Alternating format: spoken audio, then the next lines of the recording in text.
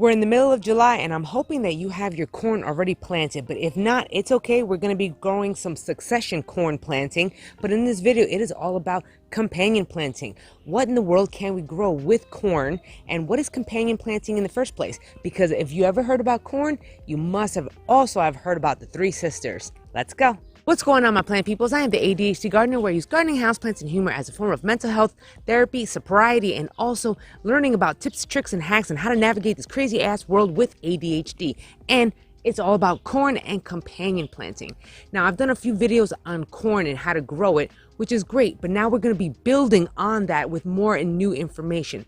So the first thing, before I even get to the companion planting and what in the world is that, don't forget to smash that like button. I really appreciate it. Also, you can catch me on Facebook, TikTok, and Instagram. I'm on there all the time.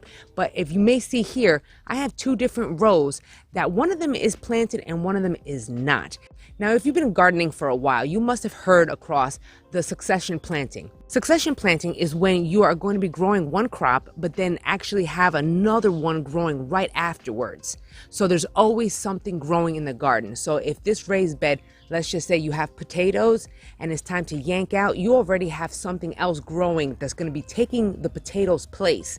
So there's constantly something growing on. That same logic applies to corn and other type of vegetables that you want repeatedly. We all know that once you harvest corn, that's it. It's a one and done. It doesn't keep growing like tomatoes. However, if you succession plant your corn, then you're going to have another round of corn to be harvesting right after the first one. And that's what we're going to be doing today. Not only do I have one raised bed right here already having corn, I need to start another row, because once after that row is done and we eat it all, then we're going to have another crop right after it. I've mentioned before in my previous videos about hilling your corn, and there's a few reasons why you would hill your corn. I would drop those videos down here in the description below, but for right now, it's just so those corn doesn't topple over. Right? But this year I changed up. I've been switching my areas of where you're growing your corn, growing any vegetable for that matter. We like to do rotations.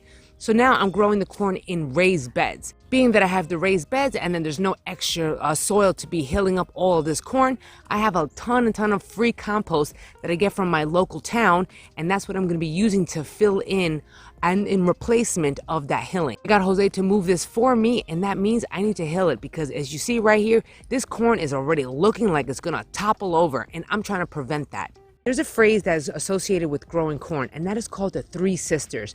What in the world are the three sisters? That has to do with companion planting. Companion planting is when you are growing more than one different type of crop together in the same area for mutual benefit.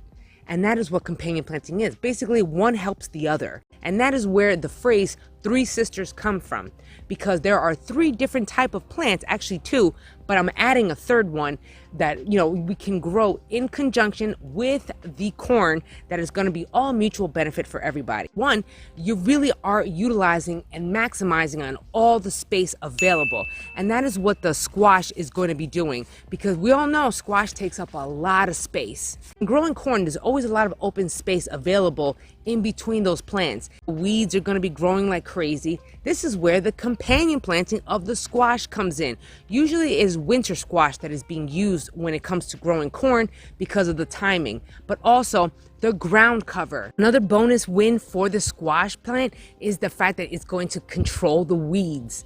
Boy, let me tell you, if your soil is exposed to the sun, you are gonna get weeds. And you know how hard it is to weed in between the corn? It's hard, because I've already tried it and I've already done it. I'm continuously weeding in my garden and I can't stand it. But one of the benefits, again, of companion planting is the squash is going to be covering the ground, which means less weeds.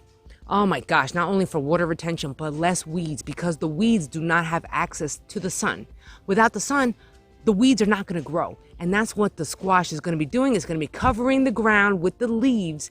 And that means those stupid weeds will not be able to grow in your soil. And that also means that you don't got to weed anymore. I mean, granted, I'm sure you may have to do a little weeding, but not nearly as much, because you have some ground cover. It's going to grow right through the corn, bypassing everything. Now you have to kind of watch it so it doesn't grow up the corn, but it can, it's going to cover the entire area in between all the corn. So after the leaves start to die off, they get yellow, they just die right in the ground. It's going to just be basically going through the cycle all over again and turning into mulch, free mulch. So it's going to be water retention, ground coverage from the sun, and also living mulch. Now I'm thinking that I grew this butternut squash way too early. So it is all about timing when it comes to growing those companion crops. Sometimes they're going to be competing for space, for sun, and stability of the soil. So when it comes to the squash, as you can see here, it is kind of big already. So I am concerned, and I do have to watch it so it doesn't overcrowd or take over the corn, because the corn is still kind of small. But the next one is beans. There are so many benefits for growing beans, is unbelievable. And the major one is the nitrogen. One of the major benefits of growing beans is the fact that it fixes nitrogen. But I'm going to get to that in a minute. But the type of beans that you're going to be growing are pole beans, not the bush variety. Not only that, it's not going to get a lot of sun, being that the fact that the corn grows so tall, it could be shading out a lot of the sun. So if we're growing pole beans, those pole beans are going to grow up and wrap itself around the stem of the corn, reaching for the light. And the most beneficial part of this is adding nutrients, because we all know that beans actually takes nitrogen from the air and it plants it right back into the soil, which is a beautiful thing. This is why a lot of beans are used as cover crops, because they add nitrogen to the soil instead of robbing it.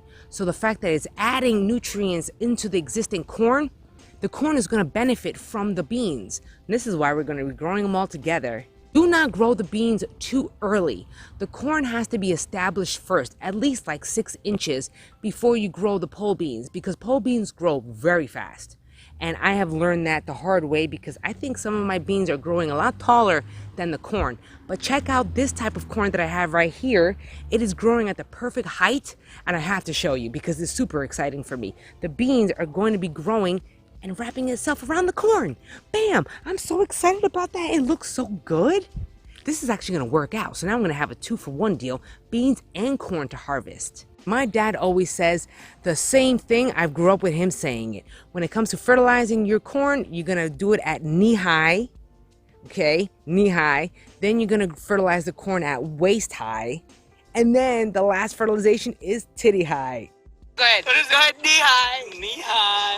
I think it's fanny high and titty high. And then you leave it alone. You know what I mean? Now, okay, it's crude. I understand. But that's how I remember, and that's how I was taught. So you're going to be fertilizing 3 different times.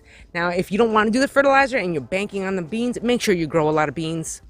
Like a lot of beans, because you're going to need it. You know what I just realized was a big no-no that I hope you do not do, is actually plant the wrong type of companion plant. This brings me to the word allelopathy, which means that, of course, they're probably going to be working against each other. So this is an eggplant. The eggplant is awfully close to corn, which is a no-no. Why? Because they're competing for the same nutrients, the same thing. So basically it turns into survival of the fittest. Which one is going to work out better, this one or that one? One of them is going to suffer. One of them is just going to turn out like crap. So what am I going to do? Chances are I may have to move that eggplant out of the way. I can always put a marigold in here if I wanted to. I think that would have been a better option. But just know, do not do that. One of the best things that I love about companion planting is that some plants deter pests, which means they don't like a lot of the plants that are growing right here. So let's say if the corn has a lot of bugs, or like let's just say aphids or moths or something that really love the corn, you plant something else that may possibly deter those bugs. Now this one is not part of the 3 sisters. However, the marigold actually does deter pests because of its strong aroma and smell. So this is exactly what I have here. You don't need to add it because it's not part of the 3 sisters. I just happen to just grow some, marigolds right here. The marigold may take up some space, but I also know that it may deter a lot of the pests. So I'm just gonna leave this marigold. This marigold variety is actually a tall one. It's not one of those shorter typical varieties. So that means that it's going to be getting a lot taller than your average marigold. And of course, being that we all know marigolds have a high, strong scent, that I'm hoping that is going to work to deter the pests. But that's just like an added bonus. I really hope you enjoyed this video. I always love talking about corn. I'm always on the mission to grow the best corn that I can in my backyard using different tips and tricks and stuff that I've learned over the years. So if you combine all my previous videos plus this companion planting, you're guaranteed to have lots and lots of corn in your backyard. If you didn't, I really hope you enjoyed this video. If you did enjoy this video, don't forget to smash that like button. I really appreciate it. Also, you can catch me on Facebook, Instagram, and TikTok. I'm on there all the time. Facebook is like my everyday thing whenever I feel strike the mood of memes, videos, pictures. Instagram is just like me recycling my reels, my video shorts. Also, my TikTok is all about me learning more about psychology so I can inevitably become a counselor myself. Until the next episode, you guys, where you and me both are going to be growing our happiness one plant at a time, one day at a time, and I'll catch y'all later in the next episode. Peace and love.